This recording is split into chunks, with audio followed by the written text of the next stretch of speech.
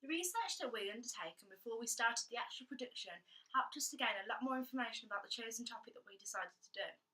During our research, we discovered that there was different codes of conventions that products generally follow. This benefited us as a group as we were able to use the conventions in our own products.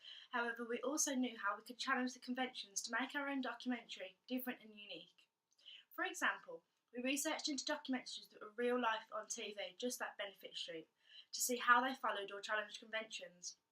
We were able to gain tips and techniques of how to incorporate conventions or effective ways of how to challenge them.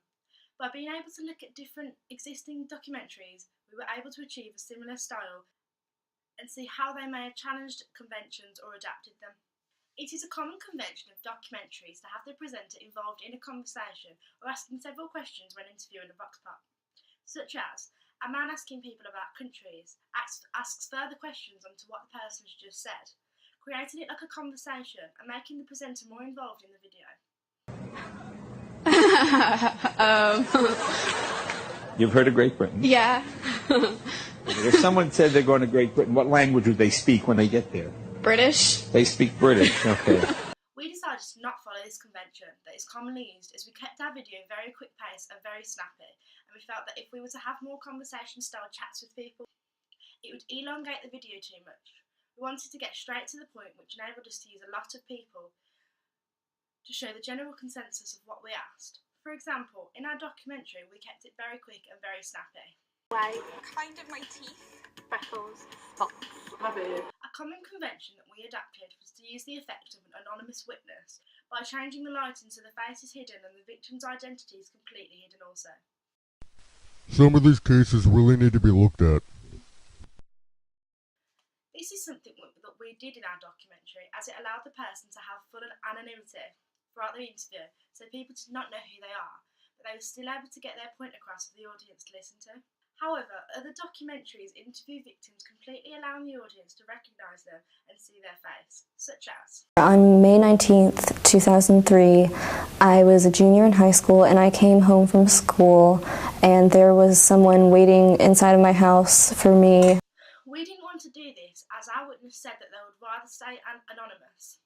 We therefore respected his decision and changed the lighting in order to do so. I think that by showing the person's face, they are vulnerable to what the audience could do or say.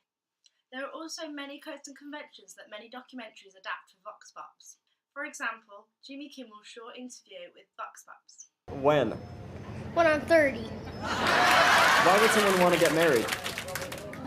Because they're pregnant. Because they're pregnant? Could you tell us what gay marriage is? Where a boy marries another boy. This documentary follows key codes and conventions, such as the presenter speaking the question directly to the individual, just like an interview. The microphone is also present to show the interview taking place, which is a common thing that documentaries do when the presenter is not visually on the screen. We have used the convention of the presenter being behind the camera. It signifies that the vox pop is not only speaking to the presenter, but also voicing their opinions to the audience as well. It puts a lot of emphasis on the vox pop to show that that particular clip is just about them. We decided not to make the microphone present as we thought it would be a bit difficult to hold steady, so it would have made our documentary a bit less professional if we was to do so. We found this out by in fact trying to show the microphone, however watching it back we thought it looked more effective when it was not shown. For example, Beyonce. Rihanna. Kylie Jenner. Holly Michelle Beyonce. the next clip shows a slightly different technique of interviewing vox pops, which again is a very common way of doing so in documentaries. Bulb. It was a black man that actually developed a light bulb and it was stolen. What's the nation's capital? What? The nation's capital. United States? As you can see here, the presenter is on screen holding the microphone when interviewing the vox pop. They are standing side by side, and the vox pop stays looking at the presenter when speaking instead of looking into the camera lens to the audience. We challenged this convention as, again, our presenter was behind the camera with the microphone not to be shown. We found when trying out the presenter on screen that the vox pop spaced too much to the side and focused on looking at the presenter. However, the audience could not really see the person's face, and therefore it seemed quite closed off and not engaging for the audience. That is why we therefore kept the presenter off screen and also the microphone hidden. We found that it made our documentary look much more professional.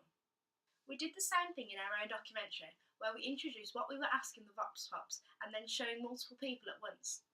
This is effective as it shows that people have very similar views onto what we've just asked, such as when we ask people something and they all say very similar things, for example in our documentary. Yes. Yeah. Yeah, sometimes. All the time? Yeah.